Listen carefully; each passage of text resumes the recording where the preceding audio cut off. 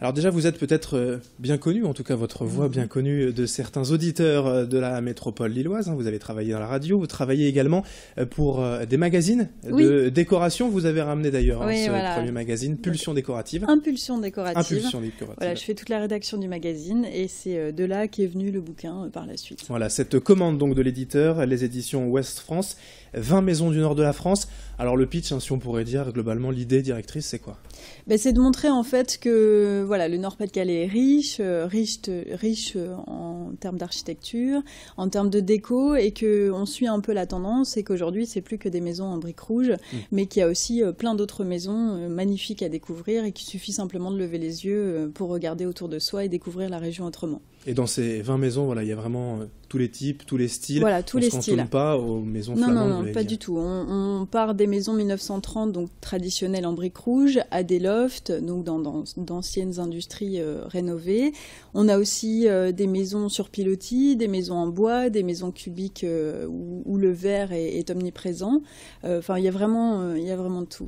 Il y a quand même un dénominateur commun, un style nord de la France ou flamand parfois, ou pas du tout ? Alors pas du tout. Non. En fait, c'est vraiment la diversité, et c'est ce que je voulais montrer dans ce bouquin, c'est que le Nord-Pas-de-Calais se cantonne pas à un style bien défini, mais suit vraiment la tendance déco, et on peut retrouver vraiment de tout.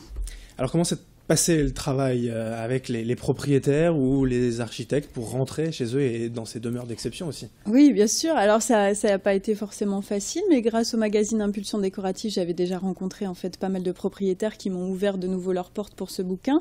Et puis aussi, j'ai travaillé avec une régie qui s'appelle avec Constance en fait de Casanova, qui est en fait une agence de booking de lieux, qui m'a permis en fait d'enrichir le bouquin au niveau des adresses.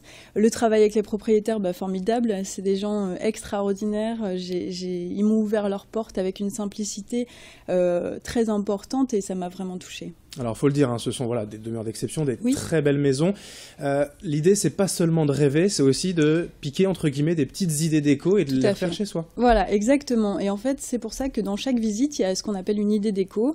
Donc, j'ai voulu montrer effectivement que malgré ces demeures d'exception, on peut aussi le faire chez soi si on n'a pas les mêmes revenus, les mêmes moyens. Et c'est tout à fait possible. Et puis, on peut piquer aussi dans les photos, dans les textes, des petites idées pour appliquer chez soi, quoi. Ouais, par exemple, on parlait des murs en briques rouges, si on a la chance chez soi d'avoir un mur, vous expliquez comment le retravailler. Il y a aussi des idées comme ça. Oui, tout à fait, le conserver, le rénover, le mettre en valeur dans son habitation, parce qu'effectivement ça fait partie de la richesse du Nord-Pas-de-Calais, pourquoi pas l'exposer en tant que tableau, limite, dans sa maison, et j'explique effectivement dans le bouquin comment on peut faire. Mais autre chose, avec des gravures ou les sols, etc.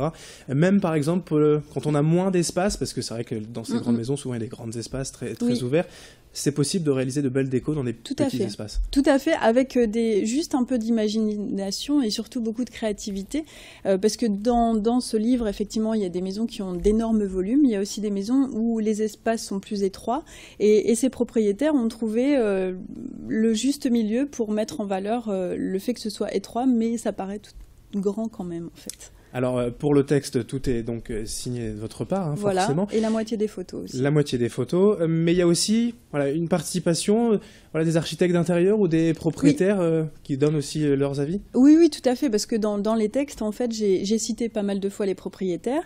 Il y a effectivement des maisons d'architectes d'intérieur, donc on a énormément parlé de leur travail, de comment ils avaient réalisé les choses.